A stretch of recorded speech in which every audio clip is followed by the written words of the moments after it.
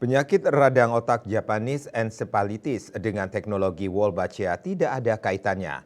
Hal itu dikatakan peneliti dari Departemen Kebijakan dan Manajemen Kesehatan Fakultas Kedokteran Kesehatan Masyarakat dan Keperawatan Universitas Gadjah Mada, Profesor Dr. Adi Utarini, MSc, MPh, PhD.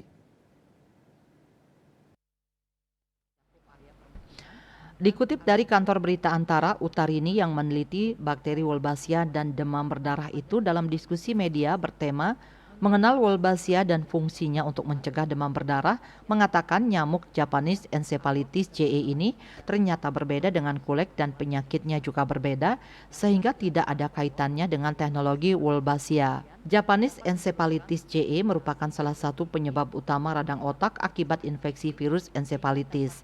Beberapa waktu lalu, JE dan Wolbachia menjadi perbincangan warganet di media sosial karena ada pendapat yang mengaitkan nyamuk berwolbachia dapat menyebabkan JE. Pembahasan mengenai nyamuk dengan bakteri Wolbachia mengemuka seiring upaya Kementerian Kesehatan yang menebar jentik nyamuk Aedes aegypti mengandung bakteri Wolbachia untuk mengendalikan penularan demam berdarah dengue. Adi Utarini yang akrab disapa Uut selain membantah teknologi Wolbachia menyebabkan JE juga menuturkan teknologi itu tidak terkait dengan kejadian filariasis atau penyakit kaki gajah.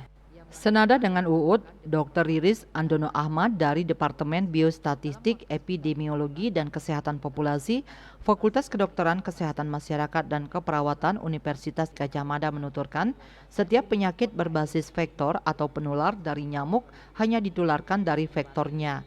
Aedes aegypti hanya bisa menularkan 4 penyakit yakni dengue, Zika, chikungunya, dan yellow fever atau demam kuning. Tetapi kalau kemudian penyakit lain itu disebabkan oleh vektor nyamuk yang lain, yaitu tinggi rendahnya kejadian penyakit tersebut tidak akan dipengaruhi vektor yang bukan perantaranya. Setali tiga uang dengan Uut, dia mengatakan JE dipengaruhi oleh nyamuk kulek, bukan Aedes aegypti yang menjadi vektor 4 penyakit tadi. Bali Post melaporkan.